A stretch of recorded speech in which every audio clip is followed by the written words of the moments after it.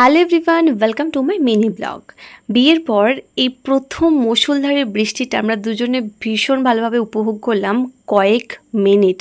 তার কিছুক্ষণ পরে আমাদের সাথে কিছুজন যোগদান দিয়েছিল। এখানে আমি বৃষ্টিতে ভিজবো বলে পা বাড়াচ্ছিলাম আর ওরা আমাকে জড়িয়ে ধরে রেখেছে যে না ভিজবি না। এই মোমেন্টটা কিন্তু সেরা ছিল সিরিয়াসলি।